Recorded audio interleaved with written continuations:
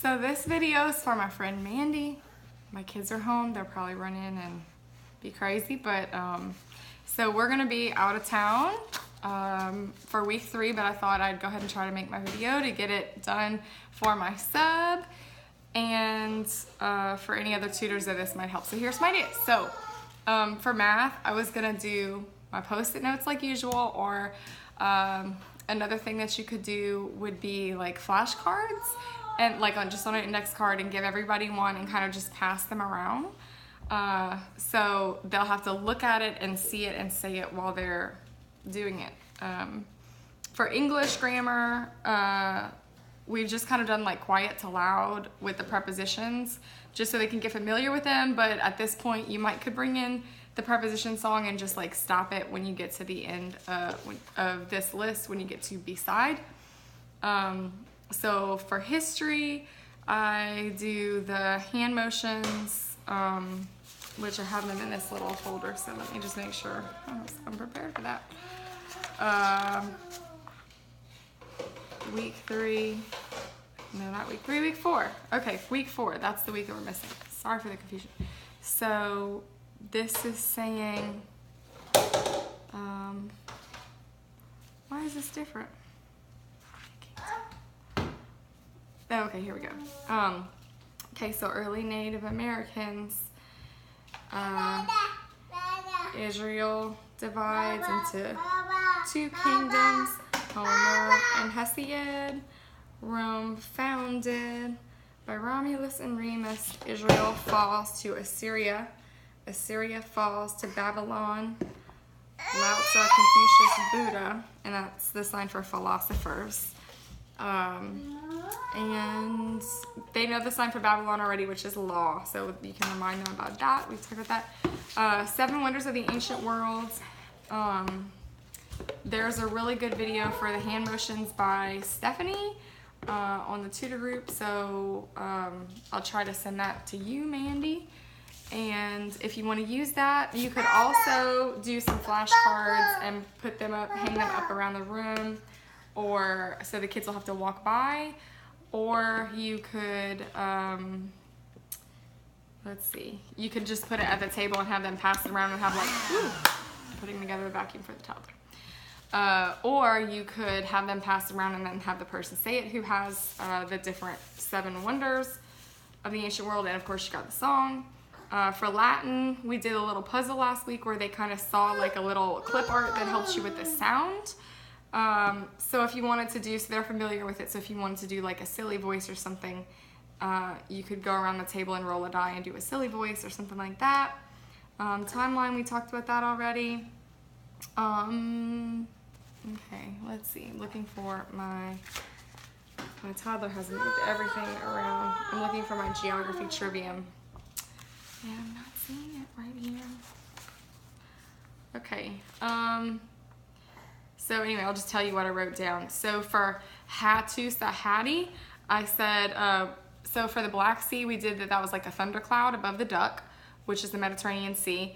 And so you might want a hat for Hattusa underneath the thundercloud. And then for Asia Minor, I said Asia mine, like that's mine, like that's mine, Asia. Or you could tell them that a minor is like a young person or a lesser person, and you could show like Asia is here and this is Asia Minor, so it's like kind of like saying little Asia. And then Arabian Desert and Cyprus, I did not get to those. You could just do an A for Arabian Desert. Not think of anything real clever right off the bat. And Cyprus, I always would just let them draw a cypress tree on that island and say there's a cypress tree on Cyprus. Last week we were supposed to draw animal cells and we didn't, but you could just draw, actually it's still on my board right there from when I drew it with my kids earlier. So you got cell membrane, mitochondria, nucleus, vacuole, and what's the other one on there? Golgi bodies, and then you just add in chloroplast and cell wall, because plants are like firm because they don't move around as much.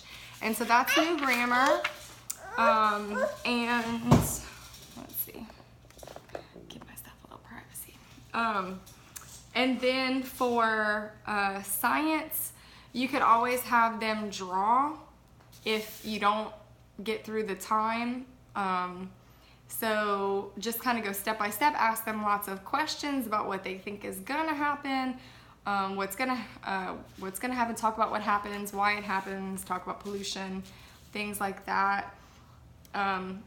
It's been taking a long time to do new grammar, and so I'm kind of okay with it going a little bit over into science time if that happens. You know, if you spend the time to teach them the geography and stuff like that, it's just going to take a little bit longer.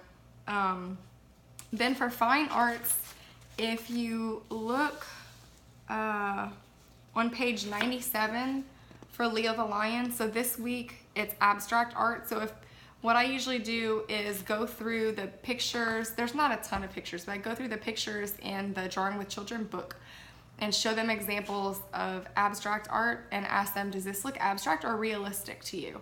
And we kind of just talk about that and what is abstract, that abstract. Mom. Just a minute, I'm making a video. Just a minute, I'll be done in just a second. Is it realistic or abstract, and have them touch that, you know, point to those different pictures in the book, and there's some in there if you want to use those. And you know, so one of the biggest things is just to do some different silly colors. So like if you're drawing an elephant, just draw some silly patterns on it or something like that. What we've been doing is we've been drawing Leo the Lion. So you can kind of let them just draw some abstract art, and then I've been having them, so I've been doing like their activity for the week. So like for this week, it's abstract art on one side of the cardstock, and then flip the cardstock over, and we've been drawing Leo the Lion, which is on page 97. And so you could even draw your Leo the Lion, you know, do a little bit of abstract art discussion and then draw your Leo the Lion. And that goes on for 3 pages, 97 through 99.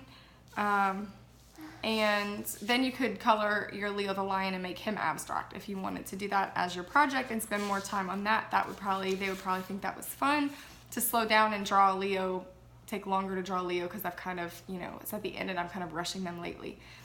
And they're getting pretty good at it now that they've done it a few times.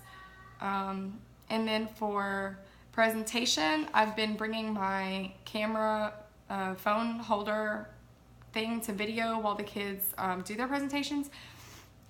So if you wanted to video, you could. I need to send those videos out. But I think it's just fun to kind of see their progression, but I'm sure it's totally fine. Ellie's mom will want you to video her with her video camera. And presentation order, LJ was first last week, so Camilla will be first this week. So I just go in alphabetical order for tutors out there. I just go in not alphabetical order. I go in class order. Oh, it was alphabetical order by last name. So class order, alphabetical order by last name, and then whoever was first last week will be last next week. So I always know who's next in the presentation, and we do the same order for like review games and things like that. So it feels very fair to the kids. And for review, you can do whatever you want, but just to give a suggestion, I was thinking maybe Candyland or a game like that, so then just have them ask a question and help them say it, or if they don't know it, and then just go through and play a game like that. Also, I'm wanting to try to do freeze dance with the timeline, so just put the timeline song on and then stop it, and everybody has to freeze. So that's pretty straightforward. And that's just some ideas for week 4, which we will be missing, but that'll be okay. I'll maybe try to get to it at home, but you know how that goes. So good luck with your week, everybody.